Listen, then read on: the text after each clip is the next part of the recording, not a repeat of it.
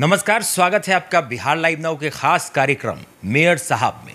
Mayor साहब, नगर निगम चुनाव 2022 20 अक्टूबर को होने वाले हैं और अब अधिकतर प्रत्याशियों ने नामांकन कर दिया है। उप मेयर प्रत्याशी हमारे साथ हैं डॉक्टर मोनालिसा, जिन्होंने नामांकन कर दिया है और नए विज़न के साथ, बहुत ही एक्सक्लूसिव विज़न है, जैसा कि हमारी बात हुई आपसे, तो उसके साथ उतरी हैं। सबसे पहला सवाल कि प्राथमिकताएं क्या होंगी अगर मुजफ्फरपुर की जनता आपको उप मेयर में चुन लेती है?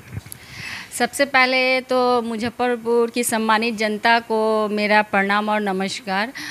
मैं डॉक्टर मोनालिसा पेशे से चिकित्सक हूँ। मैं उप महापौर पद की प्रत्याशी हूँ। मेरी प्राथमिकताएं तो बहुत सारी हैं, लेकिन मैं कुछ गिने चुने बता दूँ कि सबसे पहले तो मुजफ्फरपुर सिटी को मुझे स्मार्ट सिटी बनाना है, ग्रीन सिटी बनाना है, क्योंकि यहाँ पॉल्यूशन बहुत फैला हुआ है। रोड नाले की स्थिति तो सभी जग जाहिर है जो स्थिति है। नाले और जो है रोड है, तो ड्रेनेज होगा कैसे? नाला ऊपर है, रोड नीचे है, तो पानी जो बरसात का है वो तो रोड पर जमा होगा ही। तो दोनों को अगर एक लेवल में रखेंगे तो पानी अपने आप निकल जाएगा। तो आप इंजीनियर या जिस भी ठेकेदार को दीजिए तो वो एजुकेटेड हो, ताकि वो समझ सके उस चीज़ को। दूसरा, नशा मुक्त मुजफ्फरपुर बनाना है। यहाँ के छोटे बहुत युवा वर्ग के लोग नशा कर रहे हैं, तो इस चीज़ों को लेके मैं ध्यान दूंगी कि कैसे मैं इस चीज़ को संभालूं। तीसरा, एक महिलाओं के लिए मैं पब्लिक टॉयलेट बनाना चाहती हूँ। पूरे मुजफ्फरपुर में कहीं भी ऐसा लोगों के लिए, जनता के लिए कहीं टॉयलेट नहीं है। महिलाएं, जेंट्स की बात तो अलग है, लेकिन महिलाओं के लिए होना चाहिए। उसके बाद ग्रीन सिटी में मैं चाहूँगी कि लोग अगर हर एक घर में छोटे छोटे पौधे लगाएं, तो अगर दुकानदार ही हैं तो दो दो गमले ही लगा लें, तो इससे पॉल्यूशन बहुत हद तक ख़त्म होगा। कार्बन डाइऑक्साइड पौधे एब्जॉर्ब करेंगे, अगर ऑक्सीजन छोड़ेंगे तो वातावरण नॉर्मल होने लगेगी। और भी बहुत सारी प्राथमिकताएं हैं, जैसे कि स्टूडेंट्स के लिए मैं इंटरनेट सेवा, जो गरीब स्टूडेंट हैं जो स्टडी करते हैं, उनके पास नेट भरवाने के लिए पैसे नहीं होते, तो मैं स्कूल कॉलेज के पास वाईफाई की व्यवस्था कराऊंगी कि वो इसका उपयोग फ्री में वो उसका यूज करें। और एक और चीज़ है कि पब्लिक के समस्याएं और समाधान, हर एक वार्ड में मैं चाहूँगी कि एक ऑफिस हो जिसमें पब्लिक अपनी समस्याएं और समाधान आके बता सके, जिसे मैं सुनूं तो मुझे भी पता चलेगी कि पब्लिक के पास क्या समस्याएं हैं, तो उसको मैं सुधारने की कोशिश करूंगी। और सबसे बड़ी बात कि अगर मैं, अभी तो जनता का मुझे साथ चाहिए, और अगर मैं जीत जाती हूँ तो उसके बाद भी मुझे जनता की आवश्यकता है, साथ की आवश्यकता है। क्योंकि होता क्या है कि लोग जीत के आ जाते हैं, जनता ठीक है, इस बार तो वोट जनता के हाथ में है। शिक्षित लोग को जनता खुद समझ रही है कि मुझे कैसे लोगों को वोट करना है। तो जनता को चाहिए कि अगर वो जीत के कोई भी प्रत्याशी आता है तो उसके पास अगर कोई प्रोजेक्ट है, वो प्रोजेक्ट पे वर्क कर रहा है, अगर वो काम ठीक से नहीं हो रहा है तो आप आवाज़ उठाइए। सबसे बड़ी बात है कि आवाज़ उठाइए। कल को मोती झील में जो नाला बन रही थी, तो बहुत दिनों तक रोड जाम था, पब्लिक को परेशानी हो रही थी, तो ड्रेनेज भी, पानी भी बहुत जमा, मतलब मेरे को लगता है कि महीना भर से पानी का जमाव था वहाँ पे। तो वहाँ के दुकानदारों ने आवाज़ उठाई, 1-2 महीने जब गुजर गए तो आवाज़ उठाई, तो आखिर वर्क में तो आई, प्रशासन जो है एक्टिव हुई, तो ड्रेनेज भी, पानी भी निकाला गया, रोड भी बनाया गया, थोड़ा नाला भी ठीक किया गया। लेकिन क्या है कि बस थोड़ा, मेरे को लगता है कि आधा किलोमीटर तक नाला बना के फिर छोड़ दिया गया। तो ये चीज़ नहीं होना चाहिए, पब्लिक को परेशानी होती है। आप एक बार अगर रोड को बंद कर देते हैं, उसके बाद आप जितना हो सके आप नालों को बनाइए। उस नालों को बनाने के बाद उसको ढकना भी बहुत बड़ी प्राथमिकता है कि उसको आप देखिए। AVM स्कूल जो मेरी बच्ची पढ़ती है, उसमें मैंने देखा है कि आधा नाला बना हुआ, ऊपर से स्लैब रखा हुआ, कुछ दूरी पर फिर स्लैब छूटा हुआ, उस पर छड़ निकला हुआ है। तो बच्चे, उसमें कितने बच्चे गिर गए, कितने को परेशानी हुई, जख्मी हुए।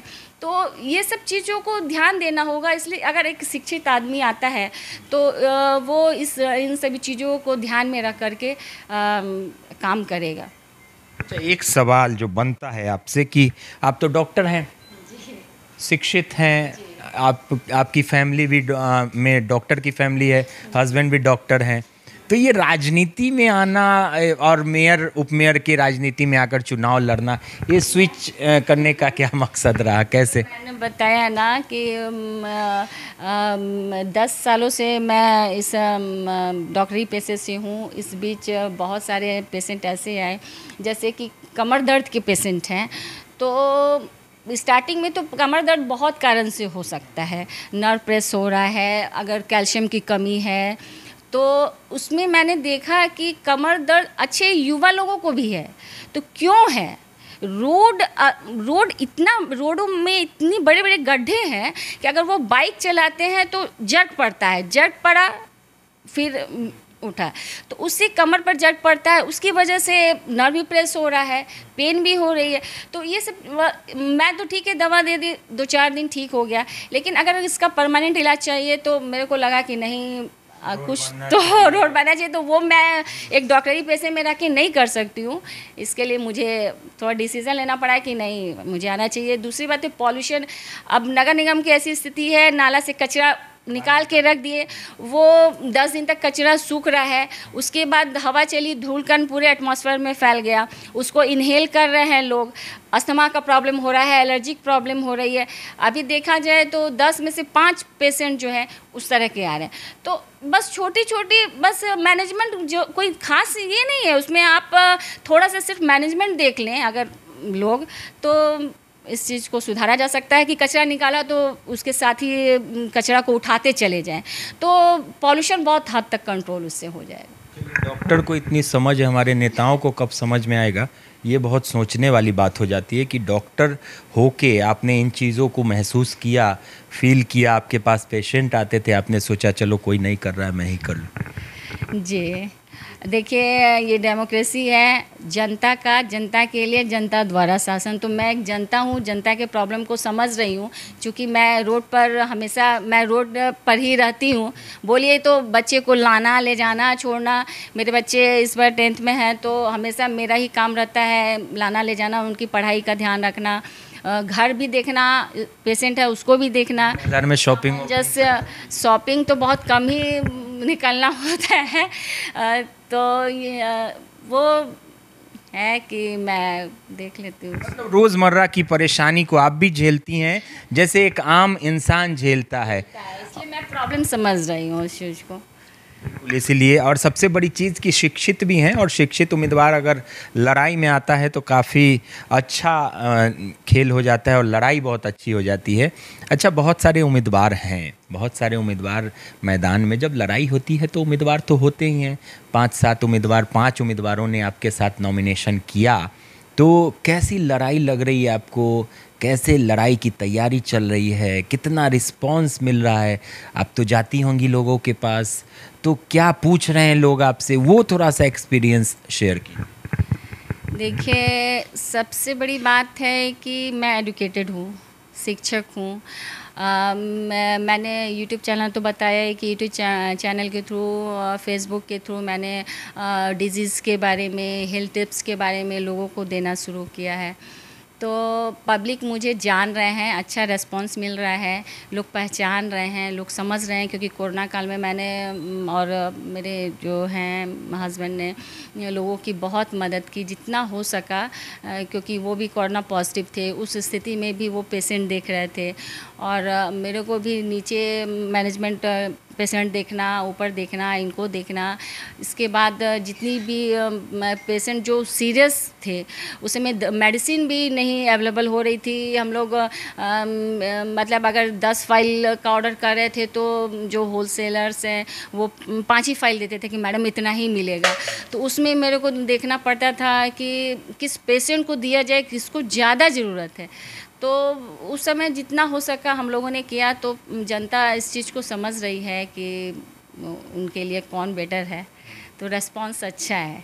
अच्छा, महिला हैं, महिला और पुरुष भी बहुत सारे हैं, आप अभी तक एकमात्र महिला हैं, तो ऐसा नहीं लग रहा कि यहाँ कुछ मतलब होता है भेदभाव पुरुष और महिला होने का कुछ? ऐसा तो मेरे को नहीं लगा। आज मैं नामांकन के लिए गई थी तो आप लोग भी देखे होंगे कि ऐसा महिला और पुरुष के बीच कोई भेदभाव नहीं है। और मैं चाहती भी नहीं हूँ कि महिला है तो लोग ये सोचे महिला है चलो आगे कर देते हैं, कोई बात नहीं है, वो मैं नहीं चाहती हूँ। महिला पुरुष आज के समय में बराबर है और हम सब कंधा से कंधा मिला के साथ चलना चाहती हूँ। मैं नहीं चाहती हूँ कि हाँ कोई ये सोचे कि हाँ ये महिला है तो चलो थोड़ा ये कर दें। एक सवाल उठता है, क्वेश्चन लोग करेंगे कि अरे भाई हम डॉक्टर मोनालिसा को क्यों चुने, हम और दूसरे को चुन लेते हैं, तो इस सवाल का एक जवाब। देखिए, मोनालिसा सबसे नंबर 1 पॉइंट कि मैं शिक्षित हूँ, मैं चिकित्सक हूँ, 10 सालों से मैंने जनता की सेवा की है, लोग भी जान रहे हैं, पहचान रहे हैं, इसलिए लोगों को लग रहा है कि लोगों को तो खुद ही अपना अधिकार पता है। वोट देने का फर्स्ट टाइम इस बार जनता के हाथ में है, उनको देखना है कि कौन अच्छा प्रत्याशी है, किसे चुन के लाएं, वो हमारे समाज का विकास करे, मुजफ्फरपुर का विकास करे, समाज में विकास करे। इतनी संसाधन होने के बावजूद विगत 30-40 सालों से मुजफ्फरपुर डेवलप नहीं कर पाया, ना मेडिकल कॉलेज बन पाया, ना एयरपोर्ट बन पाया। दरभंगा में एयरपोर्ट भी बन गया, मेडिकल कॉलेज भी बन गया, एम्स भी बन गया, तो ये क्यों नहीं हो पाया ये? तो ये जनता ये इस चीज़ को समझ रही है, तो वो चाहती है कि अच्छे लोग, शिक्षित लोग आएँ तो मुजफ्फरपुर का विकास होगा, उनका विकास होगा, जनता का विकास होगा। मुझे लगता है कि जैसे आपको अगर चुने तो आपके माइंड में ये भी होगा कि हेल्थ सेक्टर में भी कुछ और डेवलपमेंट करें। हेल्थ सेक्टर में तो मुझे डेवलपमेंट करना ही है। मैं कोशिश करूँगी कि हर एक वार्ड में इस तरह का व्यवस्था हो कि अगर छोटी बड़ी परेशानी, अगर कोई बहुत गरीब हैं जो फीस दे के नहीं ये कर पाते हैं, जा पाते हैं, तो हर एक वार्ड में मैं एक छोटा सा एक रूम ही बना दूं। अगर कोई डॉक्टर हैं उस तरह का अपना फ्री हेल्थ चेकअप दे सकें, तो सप्ताह में एक बार मैं कोशिश करूंगी कि वो डॉक्टर अपना समय दें और गरीब जो जनता है वहाँ जाके अपना इलाज करवा सकें। चलिए, बहुत अच्छा विज़न है और लड़ाई तो होगी क्योंकि आप लड़ाई के मैदान में हैं। चुनाव और लोकतंत्र की देखिए खूबसूरती होती है जहां लड़ाई होती है, और चुनाव लोकतंत्र को बचाने के लिए, संविधान को और मजबूत बनाने का एक बहुत बेहतरीन ज़रिया है।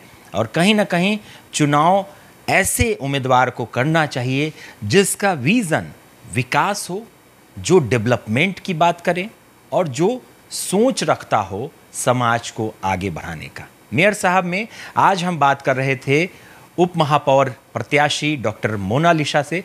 आगे भी ये सिलसिला जारी रहेगा, बने रहिए।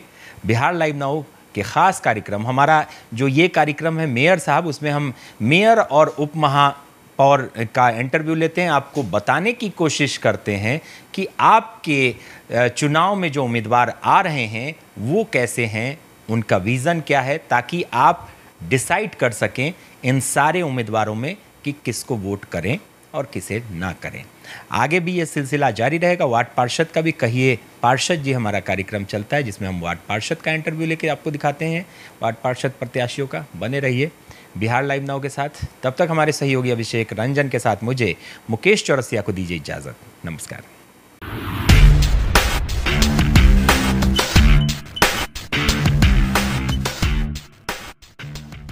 लेटेस्ट और ठोस फर्नीचर खरीदना हुआ आसान अफजल फर्नीचर से।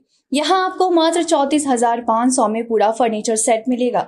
स्टोर स्थित है मुजफ्फरपुर के नरसंदा चौक पर। ऑर्डर करने के लिए अभी संपर्क करें 9931485437 पर। अपने सपनों की आशिया को दे एक नई पहचान माँ भवानी डेकोर प्राइवेट लिमिटेड के साथ, जो है ऑथराइज्ड डिस्ट्रीब्यूटर ऑफ कजारिया। देश की मिट्टी से बनी टाइल से देश को बनाते हैं, और जहां मिलती है सभी प्रकार के Indian and imported granite, marble, sanitary एवं कोटा स्टोन का अनोखा एवं आकर्षक संग्रह। माँ भवानी डेकोर प्राइवेट लिमिटेड मतलब a complete floor solutions. New 0 mile Dadar road Muzaffarpur. Call 9934753111।